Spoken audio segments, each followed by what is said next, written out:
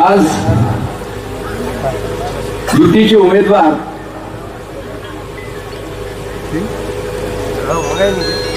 मण्यार खोऱ्याचा कोणता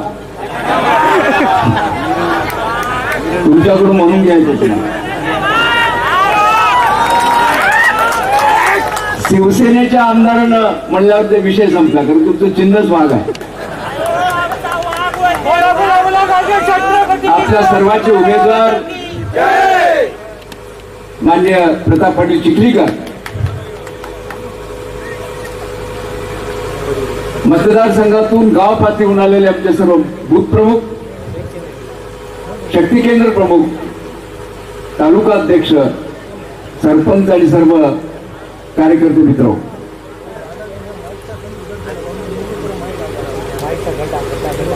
काँग्रेसला माझी एकच विनंती आहे,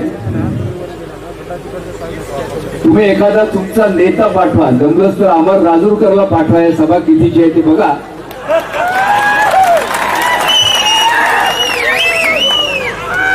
म्हणजे विजय कुणाचा आहे तुम्हाला समजेल.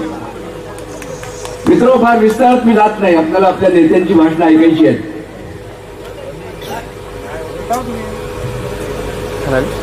प्रताप पाटील चिखलीकरांना उमेदवारी मिळाल्यामुळं लोणीकर साहेब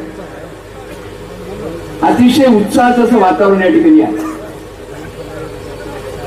मी काल प्रतापरावजी बरोबर फॉर्म भरायसाठी चाललो. माझ्याच गाडीमध्ये प्रतापराव होते आणि आमचे आमदार सुभाषजी साबणे होते.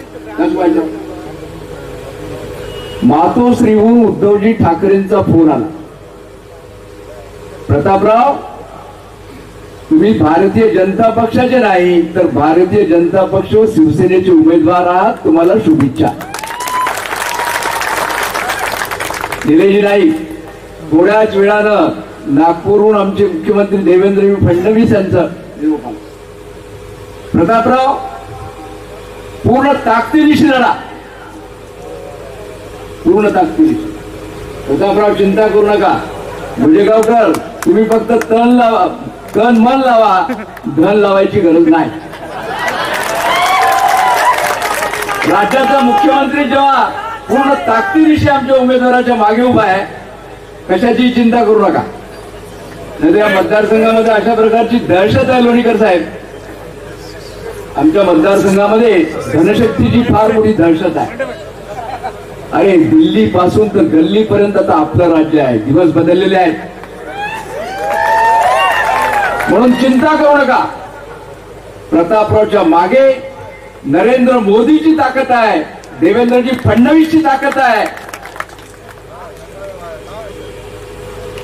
अशोकराव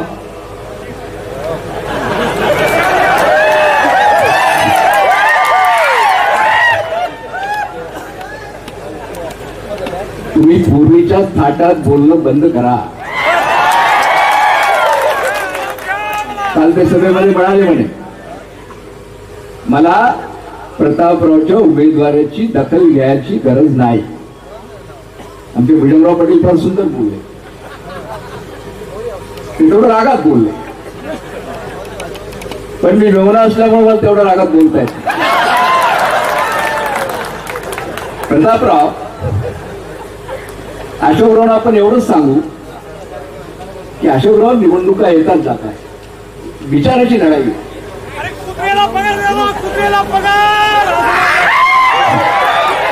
अशोकराव तुम्ही हे विसरू नका,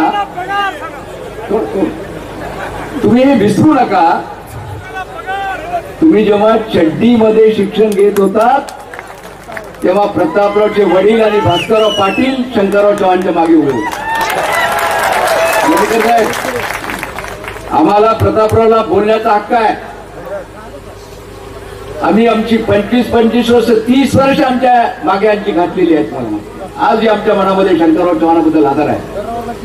मला आजही आठवण होते स्वर्गीय गोविंदरावजी पाटील चिखलीकरांची. अशोकराव एक उन्हाळा असा गेला नाही की ज्यांच्या घरी पुरणपोळीचं जेवण शंकररावजी चव्हाण घेत नव्हतं. गोविंदराव पाटलाला जेव घालायचा शौक होता आणि आमच्या चव्हाण साहेबाला पुरणपोळी खायचा शौक होता. आणि ते आमचे गोविंदराव पाटील दरवर्षी उन्हाळ्यामध्ये हापूसचे आंबे आणून करायचे. आता अशोकराव, मी तर मेहून आहे. गेल्या अशाच लोकसभेच्या मीटिंग मध्ये देशाचे पंतप्रधान नरेंद्र मोदी म्हणाले होते, आठवण आहे का सगळ्याला? महाजन साहेब याद आहे? नटू सिंगजी मोदी साहेब या ठिकाणी जाहीर सभेमध्ये म्हणाले होते की आमच्याकडे बहिणीचं काढून घ्यायची प्रथा नाही. तुम्ही बहिणीचं काढून घेतलात, तुम्हाला हे पचणार नाही. आमचा बहादर या ठिकाणचा तुषार राठोड मागच्या वेळेस स्वर्गीय गोविंदरावजी राठोड 72,000 मताधिकारी निवडून आले. दुर्दैवानं त्यांचं अकाली निधन झालं. पण आमचा बहादर तुषार राठोड देखील 50,000 मतांनी त्यावेळेस निवडून आला. आज या ठिकाणी व्यासपीठावर खुलेआमपणाने सांगतायत, तुषार राठोड म्हणतोय की मी 25,000 पेक्षा जास्त लीड देणार. आमचे सुभाषजी साबणे म्हणतायत की आम्ही 20,000 पेक्षा जास्त लीड देणार. राम पाटील रातोळीकर म्हणतायत, ते जरी वरच्या उच्च असले तरी ते आमच्या नायगावचे नेते आहेत. किती सांगू राम पाटील? 25 सांगू? प्रताप पाटील, राम पाटील, मी तुमच्या वतीने सांगतो. आमचे राम पाटील फार बोलतोय, तुरून वापरून बोलतात. त्यांनी म्हणलं आहे ग्रामीण भागाची आम्ही नायगाव मधून देखील 25,000ची लीड तुम्हाला नक्की द्यावं प्रतापराव. कारण प्रतापराव, तुमची नातेगोते आमच्याकडे फार आहे. आमची ताकद, तुमच्या नात्या गोत्याची ताकद, आम्हाला विश्वास आहे की आमच्या नायगाव मतदारसंघातून देखील आम्ही 25,000ची लीड नक्की घेऊ. म्हणून बबनरावजी, तुमचा पायगुणा चांगला आहे. ते आमचे या निवडणुकीचे प्रभारी मंत्री आहेत. बबनराव जिथे जिथे जातात त्या ठिकाणी यश मिळतं. आम्ही तुम्हाला 100% आम्ही सांगतो की गेल्या वेळेस अशोकरावजी जेवढ्या मताधिक्याने आलते त्यापेक्षा दुप्पट मतांनी आमचा ढोण्यावाद जिंकल्याशिवाय राहणार नाही. राहिलं सुभाष साबणे म्हणजे देगलूर आणि बिलोली, बरोबर आहे ना? देगलूर बिलोली मधून आपण 20,000ची सांगितली. मान्य आहे की नाही तुम्हाला? बिलोलीचे लोक कुठे आहेत? जोरात मारा. हा मित्र, ही झाली आपल्या जिल्ह्यातली परिस्थिती. लोणीकर साहेब, देशाच्या पातळीवर काय काँग्रेसची परिस्थिती आहे? देशाच्या पातळीवर देखील काँग्रेस पक्षाची परिस्थिती फारच वाईट आहे. राजीवजी गांधी जोपर्यंत काँग्रेसचं नेतृत्व करतील, लोणीकर साहेब, राहुल गांधी जोपर्यंत काँग्रेसचं नेतृत्व करतील, महात्मा गांधीने सांगितलं होतं स्वातंत्र्य मिळाल्यानंतर की आता काँग्रेसची आवश्यकता नाही, तुम्ही ते बरखास्त करा. राहुल गांधी त्यांचं स्वप्न पूर्ण केल्याशिवाय राहणार नाहीत असं मला स्वतःला वाटतं.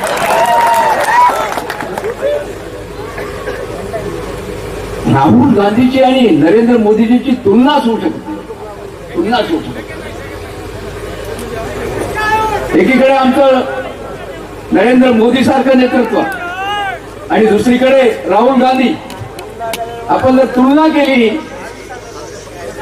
तर राहुल गांधी मोदीजींच्या समोर कुठंच उभं राहू शकत नाही. मी त्या लोकसभेमध्ये होतो, जवळपास 12-13 वर्ष मी लोकसभेचा खासदार म्हणून काम केलं. अटलजी बिहारींची भाषण ऐकली, बऱ्याच नेत्यांची मी भाषण त्या ठिकाणी ऐकली. परवा जेव्हा नरेंद्र मोदी सरकारवर अविश्वासाचा ठराव काँग्रेसने आणला, त्या ठिकाणी राहुलजी गांधीनं भाषण केलं, जाऊन नरेंद्र मोदीजींना मिठी मारली आणि परत आपल्या आसनावर येऊन डोळे मारले. हे जे काही राहुल गांधीचं वागणं आहे, मला तर लोणीकर साहेब असं वाटतं, आमच्या खेड्यामध्ये म्हणतात, माणसाचं वय किती झालं तरी अक्कल दाट फुटल्याशिवाय त्याला फार शानपण येत नाही. मला तर कधी कधी शंका येते, तुम्हाला शंका आहे की नाही सांगा. राहुल गांधीला अजूनही अक्कलदार फुटलेली नाही, शहाणपण आलं नाही असं म्हणलं तर काही वाव होणार नाही. त्यांचं ते लोकसभेमधलं वागणं, राफेलच्या मुद्द्यावरचं बोलणं, आम्ही जे एअर स्ट्राईक केला त्यावरचं त्यांचं भाष्य, हे सगळं पाहिल्यानंतर काँग्रेस पक्षाच्या वैचारिक दिवाळखोरीचं उत्तम नमुना आहे. तुम्ही स्वतः मानता. लोकसभेमध्ये बोलायचं असतं कशावर? लोकसभेमध्ये बोलायचं असतं शेतकऱ्यांच्या प्रश्नावर, लोकसभेमध्ये बोलायचं असतं गरिबीच्या प्रश्नावर, लोकसभेमध्ये बोलायचं असतं देशाच्या संरक्षणाविषयी, लोकसभेमध्ये बोलायचं असतं देशाच्या फॉरेन नीतीबद्दल. तिथं काय पुण्याच्या सुलोचना चव्हाणचा डॅन्स चालला होता, काही नाही डोळे मारले त्या. माझी आपल्याला विनंती आहे, राहुल गांधींना लोकशाहीचं गांभीर्य माहित नाही. जो नेता लोकसभेमध्ये डोळ्याच्या हालचाली करतो तो नेतृत्व करण्याचा लायक आहे असं मी स्वतः मानत नाही. महाराष्ट्राच्या काँग्रेसची काय परिस्थिती आहे?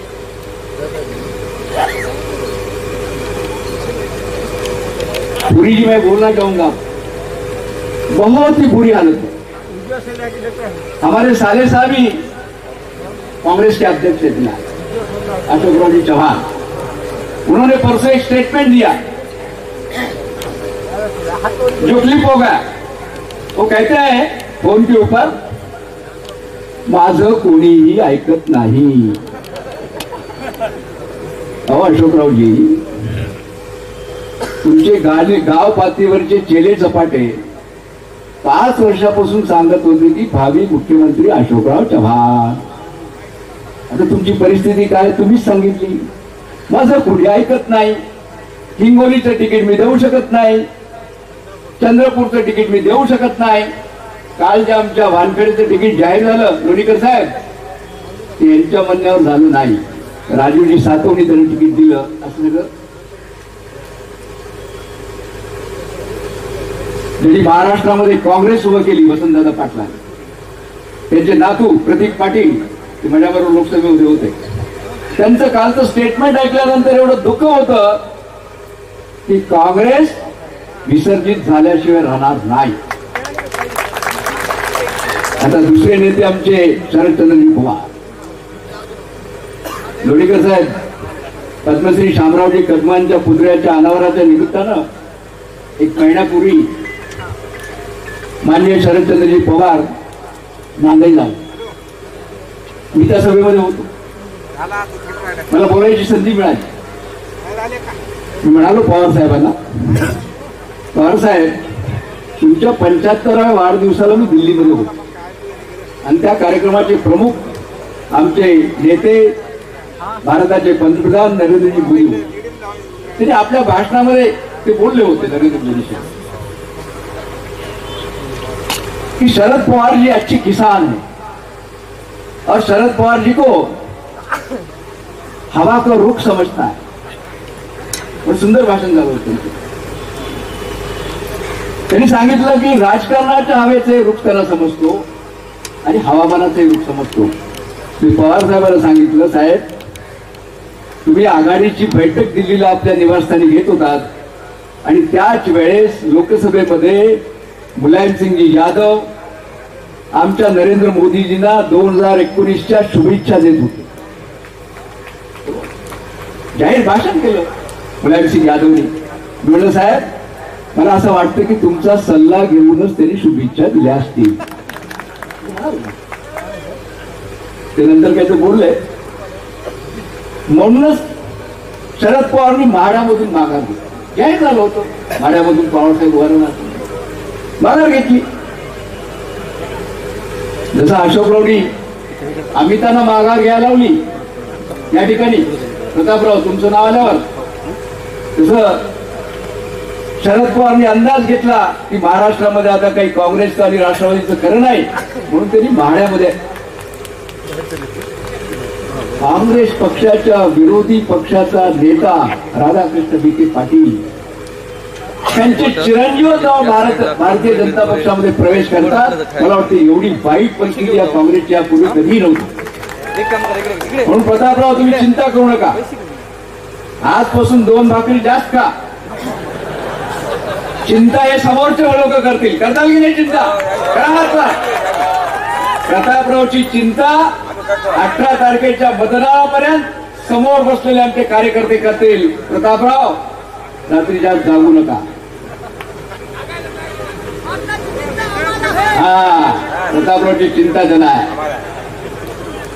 तुम्ही आम्ही जर प्रतापरावची चिंता केली कोणी माईचा लाल प्रतापरावला हारू शकणार नाही.